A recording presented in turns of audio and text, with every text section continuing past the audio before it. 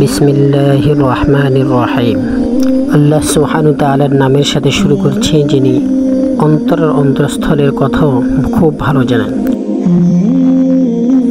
প্রিয় দর্শক, আজকে আমাদের বিষয় হচ্ছে পৃথিবীর বুকের সমস্ত আদম জাতি হযরতে আদম আলাইহিস সালাতু ওয়াস সালাম এর বংশধর ছেলে সন্তান, কিন্তু সমস্ত মানুষের কথাবার্তা, জবান, ভাষা ভিন্ন ভিন্ন কেন? পৃথিবীর সমস্ত মানুষ হযরতে আদম আলাইহিস সালাতু ওয়াস সালাম এর ছেলে সন্তানদের মধ্য থেকে হওয়া সত্ত্বেও তাদের সকলের মুখের ভাষা, জবান ভিন্ন ভিন্ন কেন? জানা যায় যে হযরতে আদম আলাইহিস সালাতু ওয়াস সালাম এবং তার ছেলে সন্তানরা একই ভাষায় কথা বলত।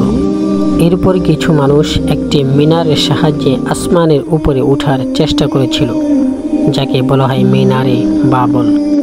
এটি পুরনো জমানার স্মরণীয় জিনিসগুলোর মধ্যে হতে একটি উঁচু মিনার। ইরাকের মরুভূমি এলাকার মধ্যে এই মিনারটি নির্মাণ করা হয়েছিল এবং পাথর না লাগিয়ে শক্ত মজবুত ইট লাগানো হয়েছিল। আশ্চর্য ধরনের এই মিনারটি 300 অথবা 3000 ফিট উঁচু। এই মিনারটির নির্মাণ কাজ 1914 সনের মধ্যে একজন ইরানি শুরু করেছিল, কিন্তু 100 বছর অতিবাহিত হওয়ার পরও তার নির্মাণ কাজ সম্পূর্ণ হয়নি। কিছু কিছু রাওয়ায়াত মোতাবেক জানা যায় যে এই মিনারটি হযরতে নূহ আলাইহিস সালাতু ওয়াস সালাম এরপর কিন নসল অর্থাৎ কিন বংশধর লোকরাই নির্মাণ করেছিল এবং সেই জমানার বাদশাহ এই মিনারের সাহায্যে আসমানের উপরে ওঠার চেষ্টা করেছিল। এই গাদ্দারির সাজা আল্লাহ পাক রব্বুল আলামিন এভাবে দিয়েছেন যে মিনারের মধ্যে থাকা বিভিন্ন মঞ্জিলের মধ্যে মানুষদের মুখের ভাষা পরিবর্তন করে দিয়েছিলেন, যাতে করে তারা একে অপরের ভাষা বুঝতে না পারে এবং তাদের চিন্তা চেতনা বাস্তবে রূপ নিতে না পারে। এ মর্মে আরেকটি রওয়ায়াত থেকে এরকম জানা যায় যে মিনারটি 7 তলা বিশিষ্ট ছিল। সেই সময় পৃথিবীর বুকে মানুষ বসবাস করানোওয়ালা দেশও ছিল 7টি। তাই মিনারের 7 মঞ্জিলে থাকা মানুষের ভাষা 7 রকম করে দিয়ে তাদেরকে একটি তুফানের মাধ্যমে 7টি দেশে নিয়ে ফেলে দেওয়া হয়েছিল। বিশেষজ্ঞদের মতে পৃথিবীর বুকে বসবাস করানোওয়ালা সমস্ত মানুষের ভাষা যদিও ভিন্ন ভিন্ন হয়ে থাকে, কিন্তু সকল ভাষাকে যদি একটিকে আরেকটির সাথে মেলানো হয়, প্রত্যেকটি ভাষার মূল ভিত্তি গোড়া গিয়ে একটি ভাষার সাথেই জড়িত হয়ে যায়, তা হচ্ছে আরবি ভাষা। নবী করিম সাল্লাল্লাহু আলাইহি ওয়াসাল্লাম এর উপর নাজিল হওয়া মহাগ্রন্থ পবিত্র আল কোরআনের দৃষ্টি অনুযায়ী শুরু জমানায় প্রত্যেকটা মানুষই একই বংশ এবং একই বাবার পৃষ্ঠ থেকে আসা এবং একই ভাষায় বলনেওয়ালা ছিল। এরপর আল্লাহ পাক রব্বুল আলামিন একই উম্মতের মধ্য থেকে বিভিন্ন বিভিন্ন জাতির মানুষ সৃষ্টি করেছেন এবং তাদের ভাষাও ভিন্ন ভিন্ন করে দিয়েছেন।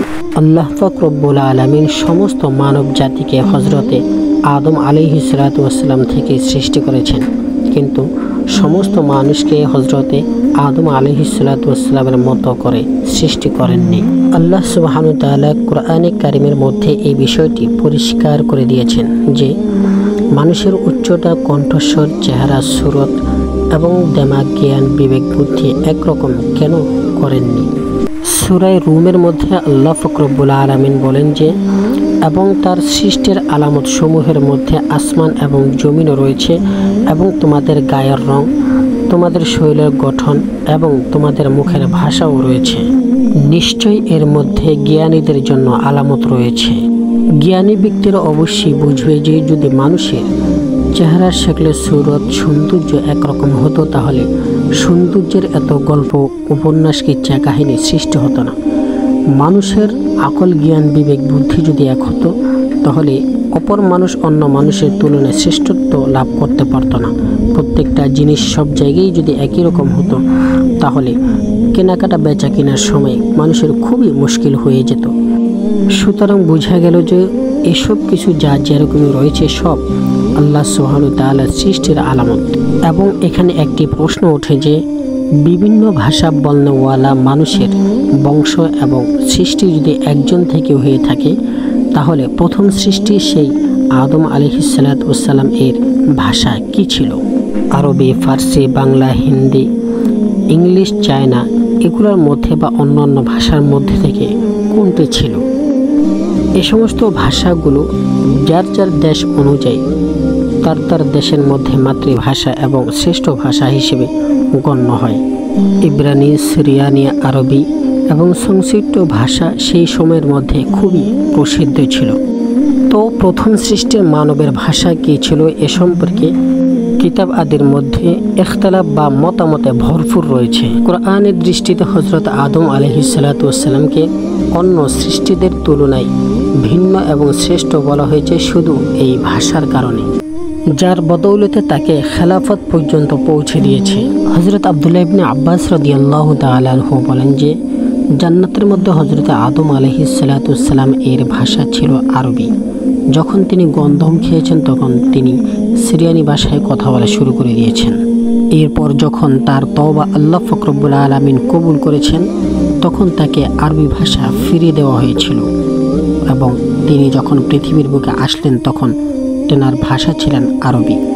এ হাদিস থেকে এটা সুস্পষ্ট হলো যে মানুষ জন্মের পর থেকেই বিভিন্ন ভাষায় কথা বলা শুরু করে দিয়েছিল এবং আল্লাহ পাক রব্বুল আলামিন আদম আলাইহিসসালামকে যখন পৃথিবীর বুকে পাঠালেন তখন তার থেকে যখন বংশ বিস্তার হয়ে পৃথিবীর আনাচে কানাচে ছড়িয়ে ছিটিয়ে পড়ল, মানুষদের জবান ভাষা যখন ভিন্ন ভিন্ন হয়ে গেল তখন আল্লাহ পাক রব্বুল আলামিন প্রত্যেকটা মানুষের নিজ নিজ ভাষার জান্নওয়ালা নবী তাদের মধ্য থেকে বানিয়ে দিলেন এবং আল্লাহ পাক রব্বুল আলামিনের হকের দাওয়াত পৃথিবীর আনাচে কানাচে সকল মানুষের কাছে কাছে পৌঁছে দিয়েছেন। এজন্য আসমানি কিতাবসমূহ ভিন্ন ভিন্ন ভাষায় নাজিল করা হয়েছে। যদিও আসমানি কিতাবের সংখ্যা মতান্তরে 104খানা, তন্মধ্যে প্রসিদ্ধ এবং বড় হচ্ছে 4খানা: তাওরাত, জবুর, ইনজিল এবং কোরআন।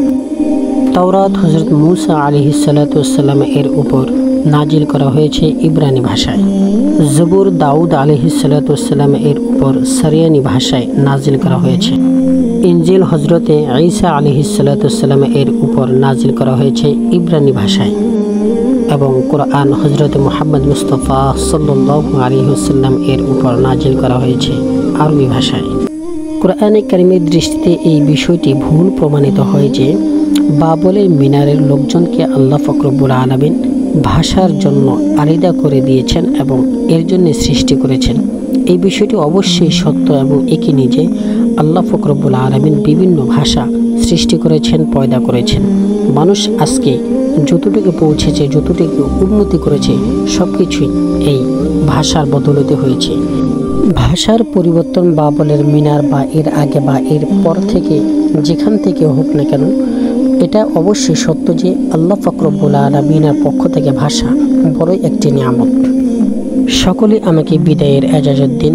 নিশ্চয় যদি সাথে থাকে দেখা হবে অন্য কোনো ভিডিওতে। ততক্ষণ পর্যন্ত সকলের জন্য দোয়া করবেন। আল্লাহ সুবহানাহু ওয়া তাআলা যেন আমাদেরকে সর্বদা সুস্থ সবল রাখেন। আমিন।